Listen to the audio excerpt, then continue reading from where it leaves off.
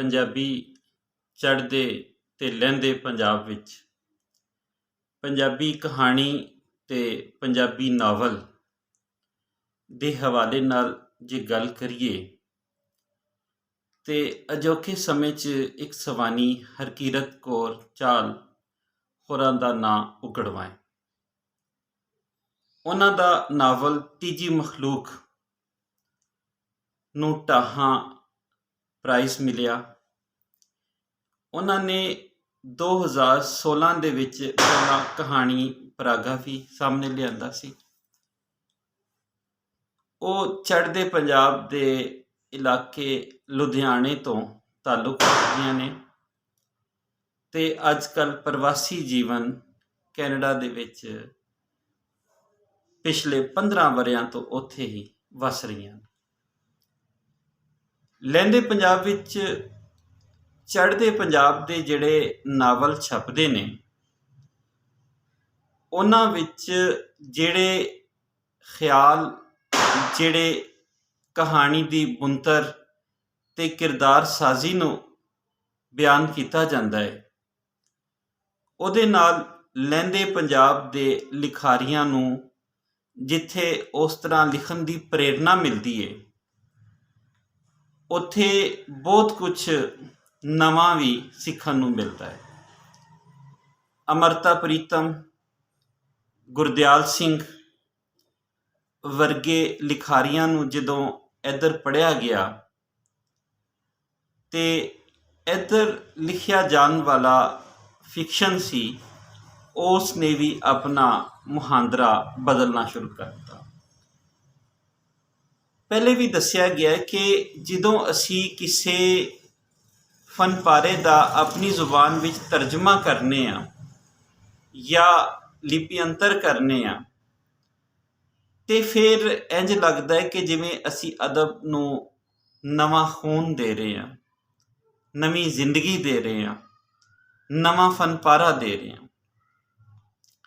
ਹਰਕੀਰਤ ਕੌਰ ਚਾਹਲ ਦਾ novel ਤੀਜੀ ਮਖਲੂਕ ਇੱਧਰ ਛਪਿਆ ਅਤੇ ਪੰਜਾਬੀ ਫਿਕਸ਼ਨ ਦੇ ਵਿੱਚ ਨਾਵਲ ਦੇ ਹਵਾਲੇ ਨਾਲ ਉਹਦਾ ਜਿਹੜਾ ਮੌਜੂ ਸੀ ਉਹ ਇੱਧਰ ਨਵੇਕਲਾ ਮੌਜੂ ਸੀ। ਇਸ ਲਈ ਉਹ ਨਾਵਲ ਸਲਾਹਿਆ ਗਿਆ, ਪੜ੍ਹਨ ਵਾਲਿਆਂ ਨੇ ਪਸੰਦ ਕੀਤਾ। ਹੁਣ ਉਹਨਾਂ ਦਾ ਨਾਵਲ ਥੋੜ੍ਹਾਂ ਦੇ ਫੁੱਲ ਛਾਪੇ ਚੜ੍ਹਿਆ ਹੈ। ਹਰਕੀਰਤ ਕੌਰ ਚਾਹਲ ਹੋਰਾਂ ਦਾ ਨਾਵਲ ਥੋੜ੍ਹਾਂ ਦੇ ਫੁੱਲ, ਇਹ ਤੁਸੀਂ ਨਾਵਲ ਦੀ ਬੈਕ ਸਾਈਡ ਵੀ ਦੇਖ ਸਕਦੇ ਹੋ। ਟਾਈਟਲ ਹਰਕੀਰਤ ਕੌਰ ਚਾਹਲ ਹੋਰਾਂ ਦੇ ਜੀਵਨ ਦੇ ਬਾਰੇ ਇੱਕ ਮੁਖਤਸਰ ਜਿਹੀ ਝਾਤ ਜਿਹੜੀ ਹੈ ਉਹ ਇੱਧਰ ਪਿਛਲੇ ਪਾਸੇ ਲਿਖੀ ਗਈ ਹੈ। ਹਰਕੀਰਤ ਕੌਰ ਚਾਹਲ ਹੋਰਾਂ ਦੇ ਇਸ ਨਾਵਲ ਨੂੰ ਸੁਲੇਖ ਨੇ ਛਾਪਣ ਦਾ ਪ੍ਰਬੰਧ ਕੀਤਾ ਹੈ ਅਤੇ ਇਸ ਦਾ ਲਿਪੀ ਅੰਤਰ ਅਫਜ਼ਲ ਸਾਹਿਲ ਅਤੇ ਅਬਦੁਲ ਹਫੀਜ਼ ਹੋਰਾਂ ਨੇ ਕੀਤਾ ਹੈ। ਇਸ ਨੂੰ ਪਹਿਲੀ ਵਾਰ 2021 ਦੇ ਵਿੱਚ ਲਹਿੰਦੇ ਪੰਜਾਬ ਅੰਦਰ ਛਾਪਿਆ ਗਿਆ। ਟਾਈਟਲ ਆਰ ਕੈਲੀਗ੍ਰਾਫੀ ਸ਼ੀਬਾ ਪੱਟੀ ਹੋਰਾਂ ਨੇ ਕੀਤੀ ਅਤੇ ਸੋਧਕਾਰੀ ਦੇ ਪ੍ਰਾਈਜ਼ ਜਿਹੜੇ ਨੇ ਉਹ ਏਜਾਜ਼ ਨੇ ਦਿੱਤੇ। ਇਸ ਕਿਤਾਬ ਦੇ ਬਾਰੇ ਜੇ ਅਸੀਂ ਦੇਖੀਏ ਤੇ ਜਦੋਂ ਥੋਰ ਦਾ ਜ਼ਿਕਰ ਆਉਂਦਾ ਹੈ ਤੇ ਇੱਕਦਮ ਸਾਡੇ ਜ਼ਿਹਨ 'ਚ ਰੇਗਿਸਤਾਨ, ਥਰ, ਉਹ ਸੁੱਕੇ ਦਾ ਇਲਾਕਾ ਆ ਜਾਂਦਾ ਹੈ ਜਿੱਥੇ ਥੋਰ ਉਗ ਰਿਹਾ ਹੈ। ਥੋਰ ਨੂੰ ਕਈ ਸ਼ੈਵਾਂ ਦੀ ਅਲਾਮਤ ਬਣਾ ਕੇ ਸਾਹਮਣੇ ਲਿਆਂਦਾ ਗਿਆ। ਥੋਰ ਦੇ ਜਿਹੜੇ ਫੁੱਲ ਨੇ ਉਹ ਕੀ ਅਲਾਮਤ ਨੇ ਅਤੇ ਇਸ ਨਾਵਲਿਸਟ ਨੇ ਇਸ ਦੇ ਹਵਾਲੇ ਨਾਲ ਆਪਣੇ ਵਿਚਾਰਾਂ ਨੂੰ ਕਿਵੇਂ ਸਾਹਮਣੇ ਲਿਆਂਦਾ। ਥੋਰ ਦੇ ਲਗਭਗ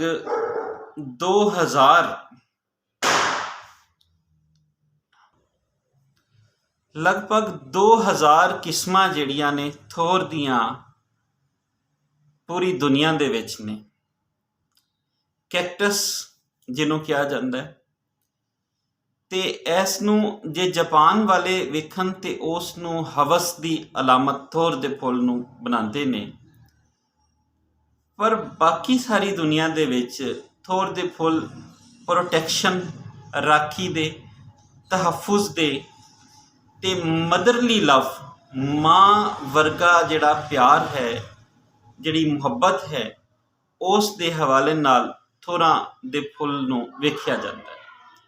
ਜਦੋਂ ਅਸੀਂ ਹਰਕੀਰਤ ਕੌਰ ਚਾਹਲ ਹੋਰਾਂ ਦੇ ਇਸ ਨਾਵਲ ਦੇ ਟਾਈਟਲ ਨੂੰ ਵੇਖਦੇ ਹਾਂ ਤੇ ਉਹਨਾਂ ਨੇ ਜਿਹੜਾ ਟਾਈਟਲ ਰੱਖਿਆ ਥੋਰਾਂ ਦੇ ਫੁੱਲ, ਉਹਦੇ ਵਿੱਚ ਵੀ ਕਈ ਮਤਲਬ ਨੇ, ਕਈ ਸੰਦੇਸ਼ੇ ਨੇ, ਕਈ ਸੁਨੇਹੇ ਨੇ, ਕਿੰਨੀਆਂ ਅਲਾਮਤਾਂ ਜਿਹੜੀਆਂ ਨੇ ਉਹਦੇ ਵਿੱਚ ਜਿਹੜੀਆਂ ਨੇ ਉਹ ਸ਼ਾਮਿਲ ਕੀਤੀਆਂ ਗਈਆਂ ਨੇ।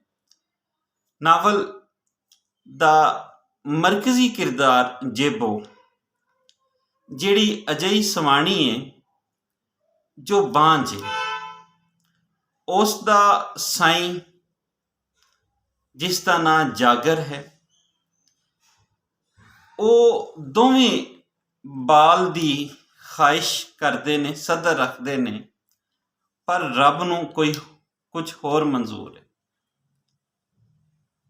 ਜਿਵੇਂ ਕਿ ਪੰਜਾਬ ਅੰਦਰ ਅਸੀਂ ਸਮੁੱਚੇ ਪੰਜਾਬ ਦੀ ਜੇ ਗੱਲ ਕਰੀਏ, ਪੀਰੀ ਫਕੀਰੀ, ਜਾਦੂ ਟੂਣੇ ਤੇ ਇਸ ਤਰ੍ਹਾਂ ਦੇ ਕਾਲੇ ਜਾਦੂਆਂ ਤੇ ਇਤਮਾਦ, ਅੰਧ ਵਿਸ਼ਵਾਸ ਜਿਹਨੂੰ ਕਿਹਾ ਜਾਂਦਾ ਹੈ, ਉਹ ਦੋਵਾਂ ਪਾਸੇ ਇੱਕੋ ਜਿਹੇ ਨੇ।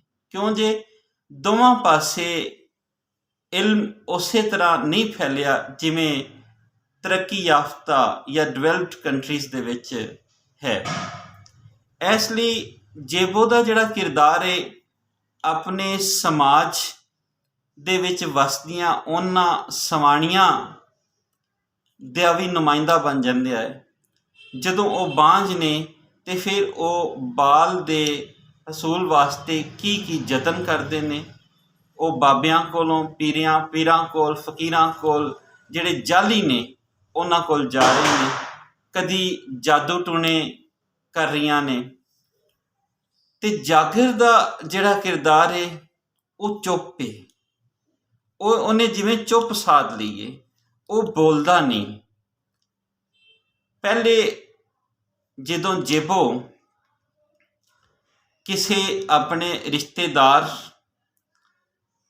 ਦੀ ਬੇਟੀ ਲੈ ਕੇ ਪਾਲਦੀ ਏ ਤੇ ਫਿਰ ਉਹ ਬੇਟੀ ਵਾਪਸ ਮਾਪਿਆਂ ਨੂੰ ਦੇ ਦਿੱਤੀ ਜਾਂਦੀ ਏ, ਤਾਂ ਇਹ ਇੱਕ ਜਿਹੜਾ ਜਜ਼ਬਾਤੀ ਧਚਕਾ ਲੱਗਦਾ ਏ, ਉਹ ਲਿਖਾਰਨ ਨੇ ਬੜੇ ਸੋਹਣੇ ਅੰਦਾਜ਼ ਨਾਲ ਬਿਆਨ ਕੀਤਾ। ਪਰ ਜੇ ਅਸੀਂ ਇੱਥੇ ਵੇਖੀਏ ਕਿ ਉਸ ਕੁੜੀ ਦਾ ਕੀ ਬਣੇਗਾ ਜਿਹੜੀ ਦੋ ਹਿੱਸਿਆਂ ਵਿੱਚ, ਦੋ ਮਾਪਿਆਂ ਵਿੱਚ ਵੰਡੀ ਗਈ, ਉਹ ਵੀ ਕਈ ਸਵਾਲ ਸਾਡੇ ਮੁਆਸ਼ਰੇ ਦੇ ਵਿੱਚੋਂ ਹੀ ਪੁੰਗਰਦੇ ਨਜ਼ਰ ਆਉਂਦੇ ਨੇ। ਇਸ ਦੇ ਨਾਲ ਨਾਲ ਜੇਬੋ ਦਾ ਕਿਰਦਾਰ ਜਿਹੜਾ ਹੈ ਉਹ ਦੱਸਦਾ ਹੈ ਕਿ ਕਿਵੇਂ ਇਨਸਾਨ ਆਪਣੇ ਸਮਾਜ ਵਿੱਚ ਹਟਕਿਆ ਜਾਂਦਾ ਹੈ, ਉਸ ਨੂੰ ਕਈ ਸਮਾਜੀ ਰਸਮਾਂ ਤੋਂ ਰੋਕ ਦਿੱਤਾ ਜਾਂਦਾ ਹੈ, ਕਿਉਂ ਜੇ ਉਹ ਬਾਂਝ ਹੈ। ਜਾਗਰ ਦਾ ਕਿਰਦਾਰ ਉਦੋਂ ਜਿਹੜਾ ਹੈ ਉਹ ਟਵਿਸਟ ਲੈ ਲੈਂਦਾ ਹੈ ਜਦੋਂ ਲਾਜਵੰਤੀ ਜਾਂ ਲਾਜੋ ਨੂੰ ਖਰੀਦ ਕੇ ਲਿਆਇਆ ਜਾਂਦਾ ਹੈ ਤਾਂ ਜੋ ਬੱਚੇ ਨੂੰ ਹਾਸਿਲ ਕੀਤਾ ਜਾਏ, ਬਾਲ ਜਨਮਿਆ ਜਾਏ। ਲਾਜੋ ਆ ਜਾਂਦੀ ਤੇ ਲਾਜੋ ਦੇ ਘਰ ਬਾਲ ਪੈਦਾ ਹੁੰਦਾ ਹੈ।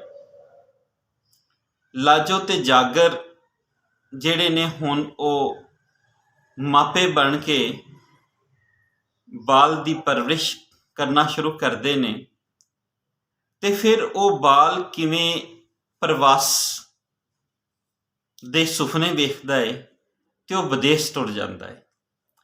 ਇਸ ਦੌਰਾਨ ਹਰਕੀਰਤ ਕੌਰ ਚਾਹਲ ਨੇ 1984 ਦੇ ਵਿੱਚ ਪੰਜਾਬ ਦੀ ਜਿਹੜੀ ਹਾਲਤ ਸੀ ਉਸ ਨੂੰ ਵੀ ਦੱਸਿਆ ਹੈ।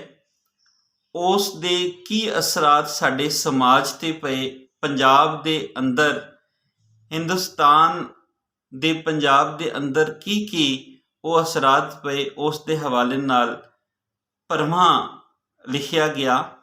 ਫਿਰ ਪੰਜਾਬੀ ਜਿਹੜੇ ਨੇ ਉਹ ਸਿਆਸੀ ਤੌਰ 'ਤੇ ਕਿਵੇਂ ਡਿਸਟਰਬ ਹੋਏ ਅਤੇ ਫਿਰ ਉਹਨਾਂ ਨੂੰ ਦੂਜੇ ਦੇਸ਼ ਕੂਚ ਕਰਨਾ ਪਿਆ।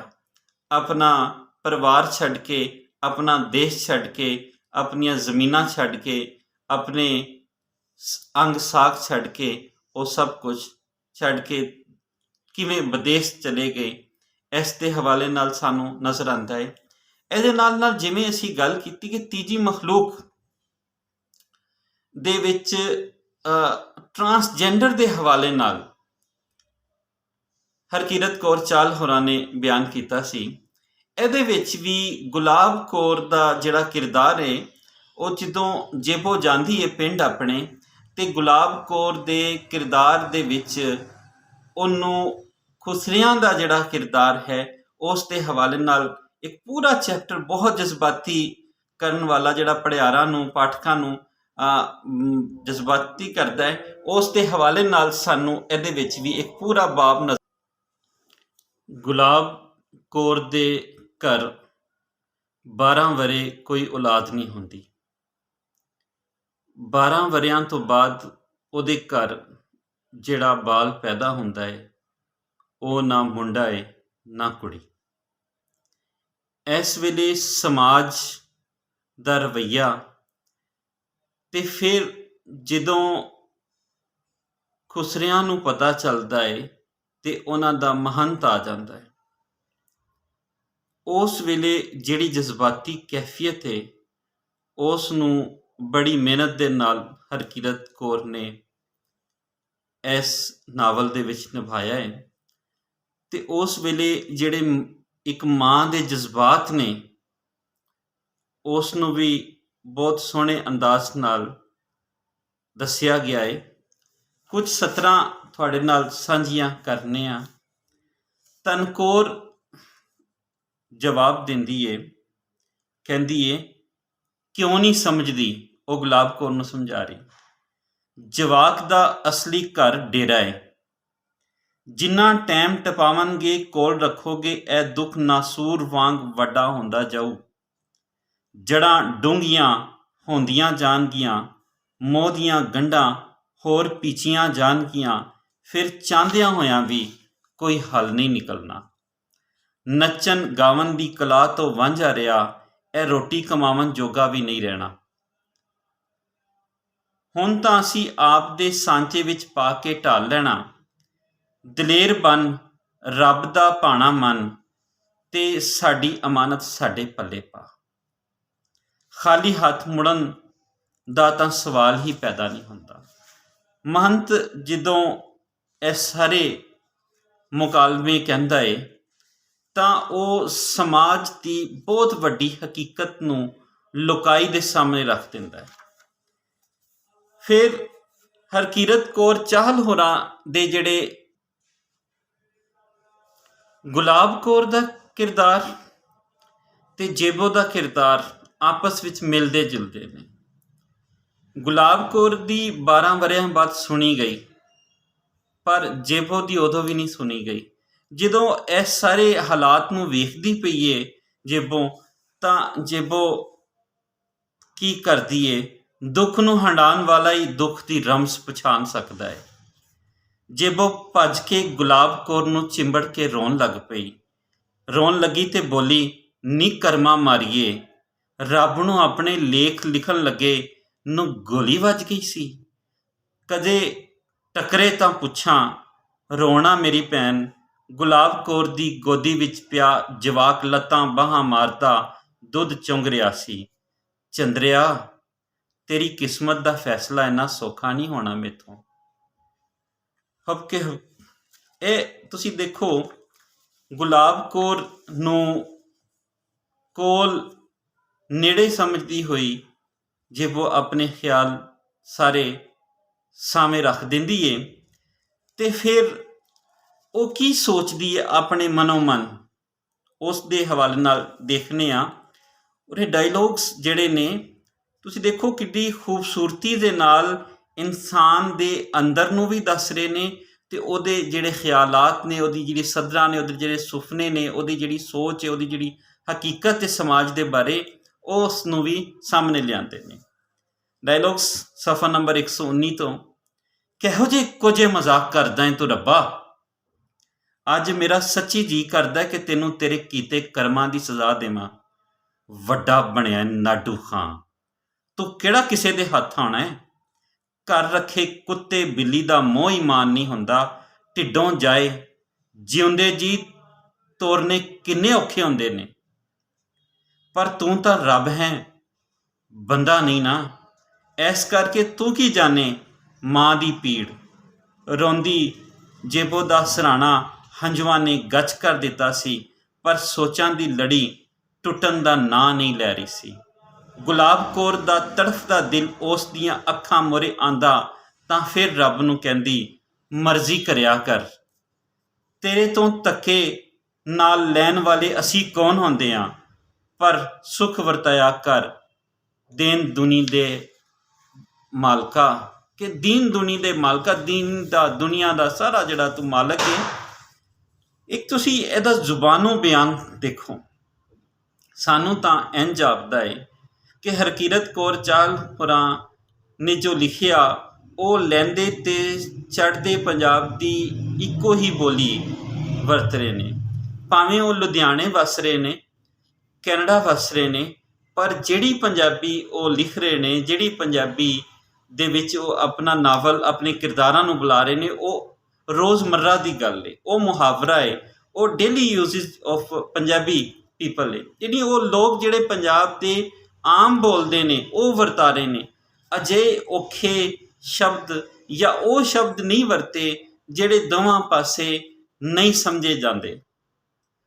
ਅਤੇ ਇਸ ਲਈ ਇਸ ਨਾਵਲ ਦੀ ਖੂਬਸੂਰਤੀ ਦੇ ਵਿੱਚ ਹੋਰ ਇਜ਼ਾਫਾ ਹੋ ਜਾਂਦਾ ਹੈ ਕਿ ਹਰਕੀਰਤ ਕੌਰ ਚਾਹਲ ਨੇ ਜਿਹੜੀ ਜ਼ੁਬਾਨ ਦਾ ਸੁਹੱਪਣ ਦੇ ਨਾਲ ਵਰਤਾਰਾ ਕੀਤਾ ਹੈ, ਸੋਹਣੇ ਅੰਦਾਜ਼ ਦੇ ਨਾਲ, ਉਹ ਪੜ੍ਹਨ ਵਾਲਿਆਂ ਨੂੰ ਆਪਣੇ ਵੱਲ ਖਿੱਚਦਾ ਹੈ। ਅਤੇ ਇਹ ਘੱਟੋ ਘੱਟ 400 ਸਫ਼ਿਆਂ ਦੇ ਨੇੜੇ ਤੇੜੇ ਇਹ ਨਾਵਲ ਹੈ।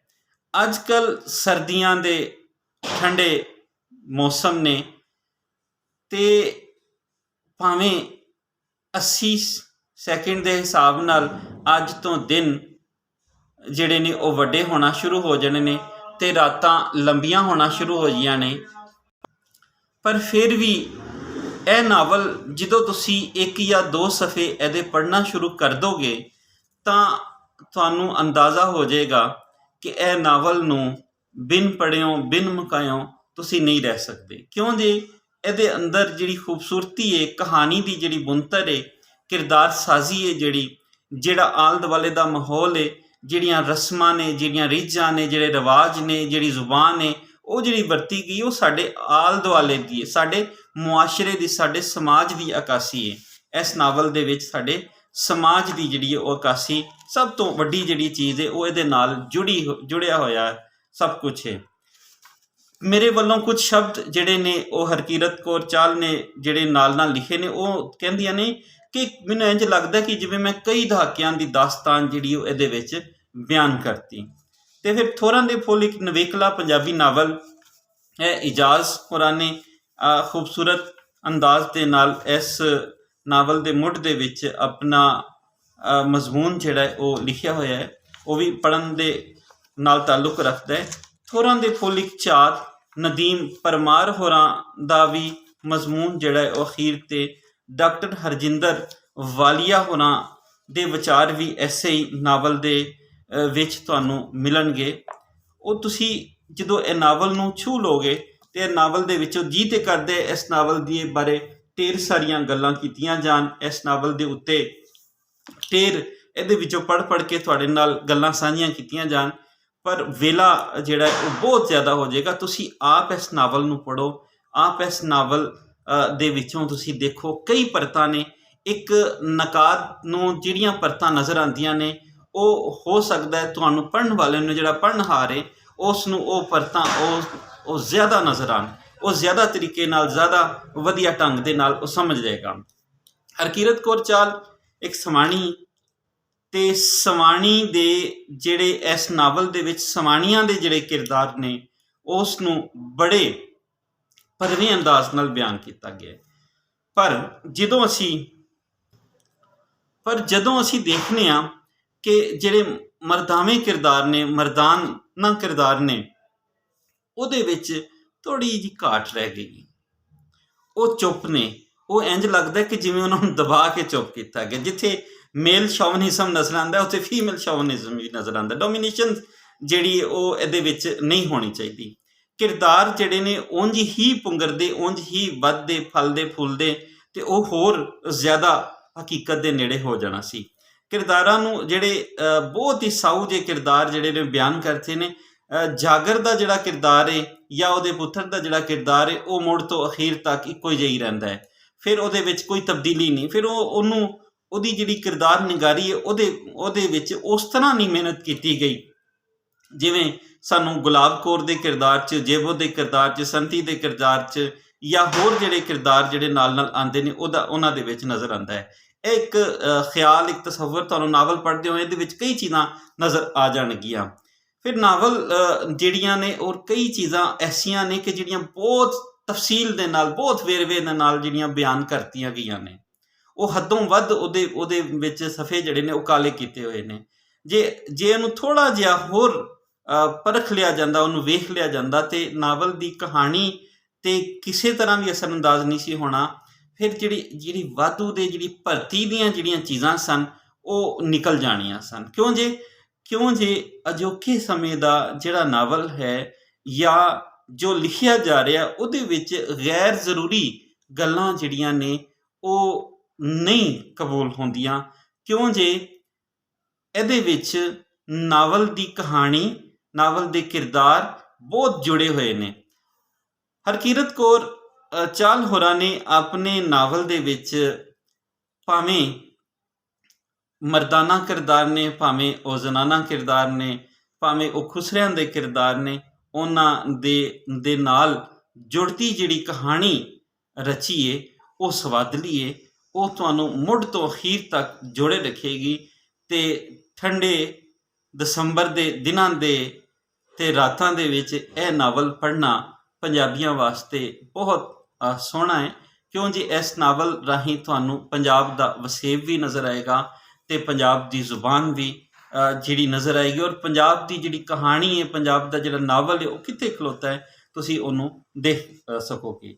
ਇਸ ਨਾਵਲ ਦੇ ਹਵਾਲੇ ਨਾਲ ਜਿਵੇਂ ਤੁਹਾਨੂੰ ਦੱਸਿਆ ਗਿਆ ਕਿ ਇਸ ਨੂੰ ਜਿਹੜਾ ਸੁਲੇਖ ਅਤੇ ਲੋਕ ਸਾਜ਼ ਜਿਹੜੇ ਇਦਾਰੇ ਨੇ ਉਹ ਛਾਪਿਆ। ਇਸ ਦੇ ਕੁੱਲ ਸਫ਼ੇ ਜਿਹੜੇ ਨੇ ਉਹ 415 ਨੇ ਅਤੇ ਇਹਦਾ ਮੁੱਲ ਜਿਹੜਾ ਹੈ ਉਹ 850 ਹੈ। ਇਸ ਦਾ ਟਾਈਟਲ ਇੱਕ ਵਾਰੀ ਫਿਰ ਤੁਹਾਡੇ ਨਾਲ ਸਾਂਝਾ ਕੀਤਾ ਜਾ ਰਿਹਾ ਹੈ। ਇਹ ਪੂਰਾ ਟਾਈਟਲ ਹੈ ਥੋਰਾਂ ਦੇ ਫੁੱਲ, ਹਰਕੀਰਤ ਕੌਰ ਚਾਹਲ ਹੋਰਾਂ ਦਾ ਨਾਵਲ।